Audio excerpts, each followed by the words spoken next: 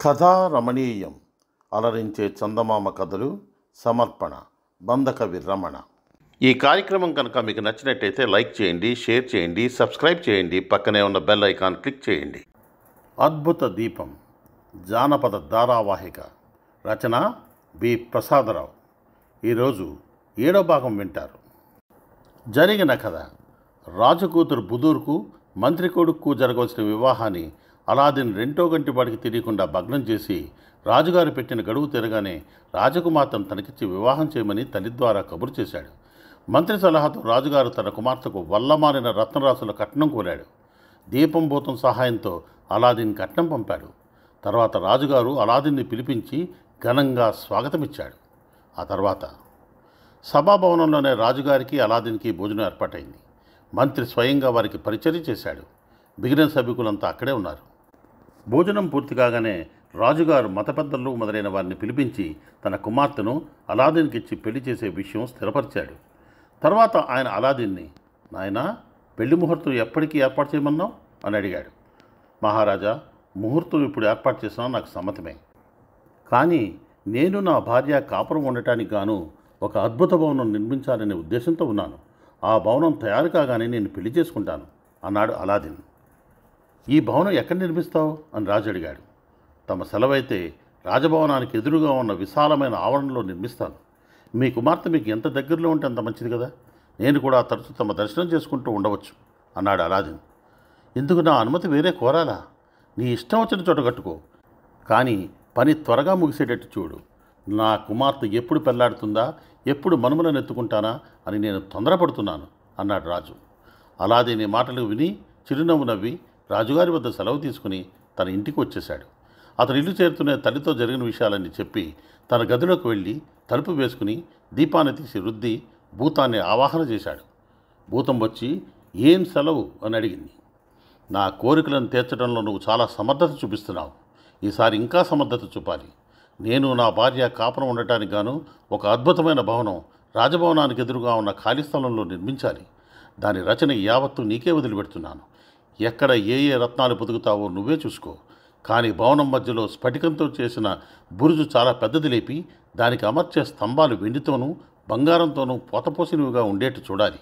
ఆ బురుజుకు 99 గవాక్షాలు అమర్చి వాటికి వజ్రాలు, కెంపులు, పచ్చలు పొదగాలి.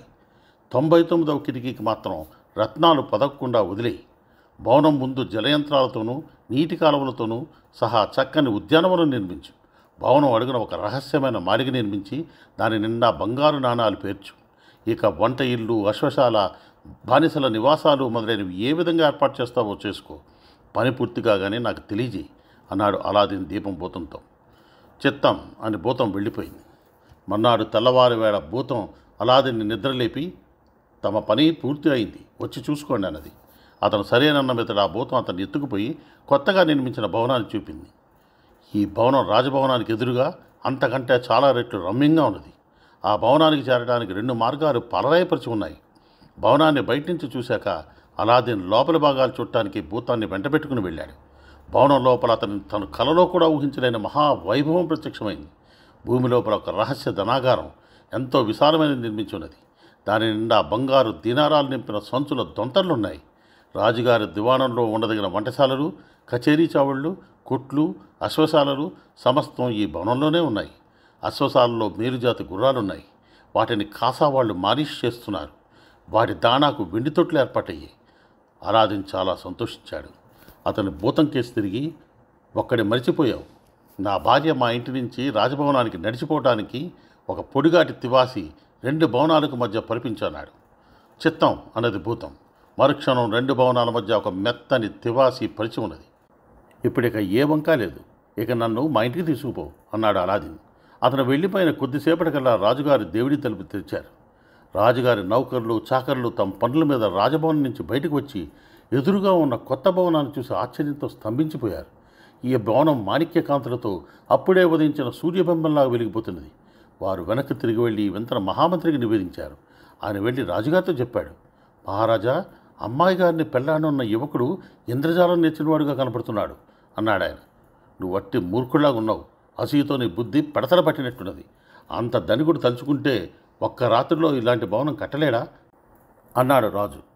రాజుగారికి అలాదీన్పై పూర్ణానుగ్రహం కలిగిందని, అతనిపైన ఏమి చెప్పినా రాజుగారికి తలకెక్కదని తెలుసుకుని మంత్రి మాట్లాడక ఊరుకున్నాడు.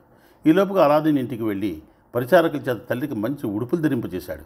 ఆమె ప్రయాణానికి సిద్ధమయ్యాక, అమ్మా, ఇక నీ కోడల్ని ఇంటికి తెచ్చుకోవచ్చు, పోదాం పద అన్నాడు. అలాదీన్ తల్లి తన 12 పరిచారకులను వెంటబెట్టుకుని రాజభవనానికి బయలుదేరింది.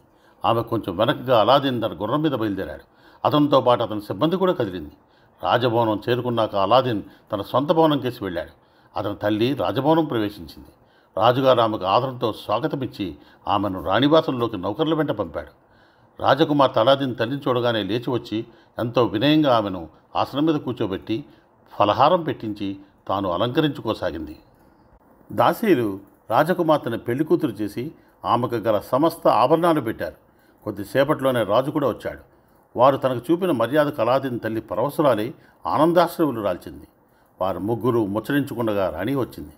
ఆవిడ అలాదీన్ తల్లిని పలకరించలేదు, వారి సంభాషణలో ప్రవేశించలేదు. ఇంతకు ఈ పెళ్లి రాణికి ఏమాత్రం ఇష్టం లేదు. తన అల్లుడు అనామకుడు అన్నది ఆమెను బాధించింది.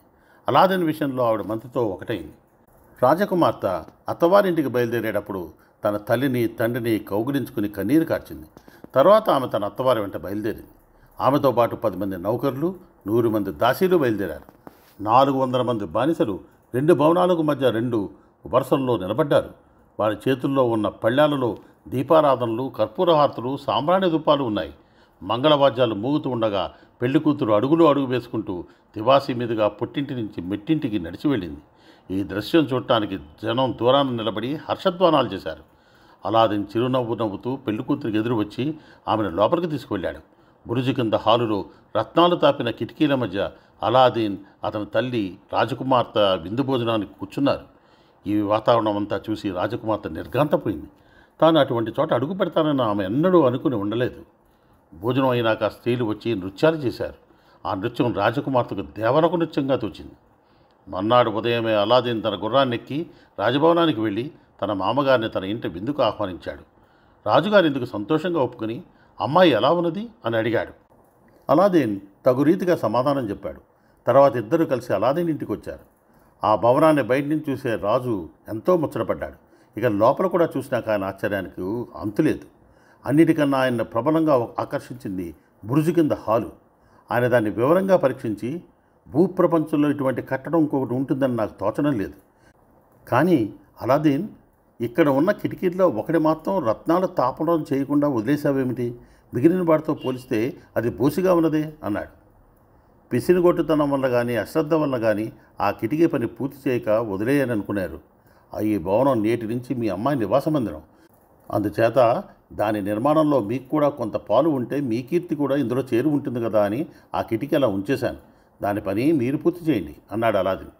నిజంగా ఎంత గొప్ప ఆలోచన చేసావోయ్, ఆ పని నాకు వదిలే అంటూ రాజు తన భటులు పిలిచి, ఒరే మన శిల్పులను పిలవండి అన్నాడు. తర్వాత ఆయన తన కుమార్తె వద్దకు వెళ్ళి ఆమెతో కాసేపు ముచ్చటించి ఆమెకి కొత్త జీవితం చాలా ఆనందదాయకంగా ఉందని తెలుసుకున్నాడు. తర్వాత తన కూతురుతో అల్లుడితో కలిసి భోజనం చేశాడు. ఇంతలో శిల్పులు వచ్చారు.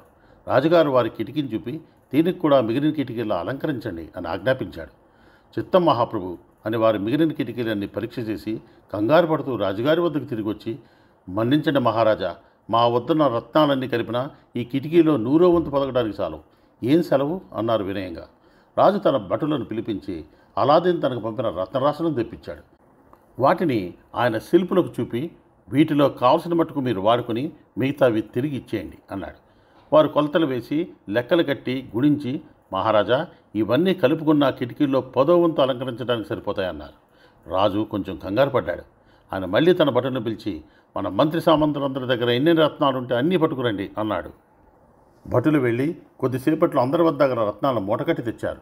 శిల్పులు వాటిని చూసి, మహారాజా, ఇవి కూడా కలుపుతుంటే కిటికీలో 8వ వంతు అలంకరించవచ్చు.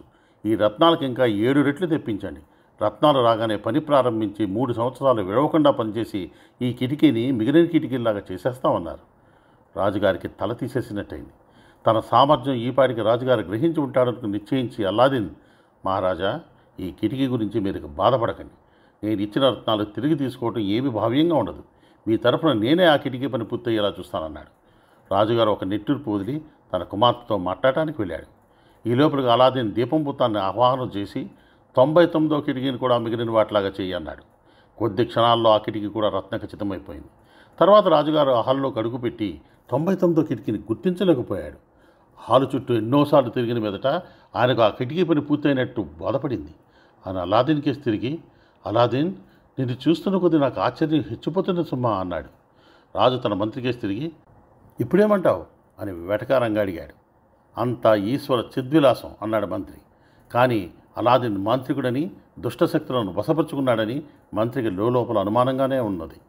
ఇది మొదలు రాజుగారు ప్రతి సాయంకాలం తన కూతురి ఇంటికి వచ్చి అల్లుడితోనూ కూతురుతోనూ కాలక్షేపం చేశాగాడు. వారి భవనాన్ని రోజూ చూస్తున్నప్పటికీ ఆయనకు అందులో ఏదో కొత్త వింతలు కనిపిస్తూనే ఉండేవి. తాను ఇంతగా పైకి వచ్చినప్పటికీ అలాదీన్ తబ్బిబ్బు కాలేదు. అతను తన చిన్నతనపు బీదరికాన్ని ఏమాత్రం మరవలేదు. అందుచేత అస్తమానం పేదల స్థితి బాగు చేయడానికి కృషి చేస్తూ వారికి అనేక విధాలు సహాయపడుతూ ఉండేవాడు. అతను వీధుల వెంట వెళ్ళినప్పుడల్లా అతని బానిసల బంగారం విరజిమ్ముతూ ఉండేవారు. అతని భవనంలో ఉదయం సాయంకాలం 5,000 మంది అన్నార్తులకు అన్నదానం జరిగేది. అంత గొప్పవాడే కూడా అతనిలో గర్వం లేకపోయినా లేకపోవడం చేత అతనంటే గొప్పవారికి కొద్దివారికి కూడా ఎంతో అభిమానంగా ఉండేది. ఇక అతని భార్య సంగతి చెప్పనే అక్కర్లేదు. ఏదో పూర్వజన్మ పుణ్యం వల్ల తనకు ఈ భర్త దొరికాడని, ఇలాంటి వాడి ప్రపంచంలో మరొకడు ఉండడని ఆమె మనస్ఫూర్తిగా నమ్మింది. అలాడిన్ ఆ భార్యతోనూ తన తల్లితోనూ సుఖంగా జీవితం వెళ్ళబుచ్చసాగాడు. ఆ తర్వాత ఏం జరిగిందో తెలుసుకోవాలనుందా? దానికోసం వచ్చే భాగం కోసం వేచి ఉందాం. అంతవరకు సెలవు.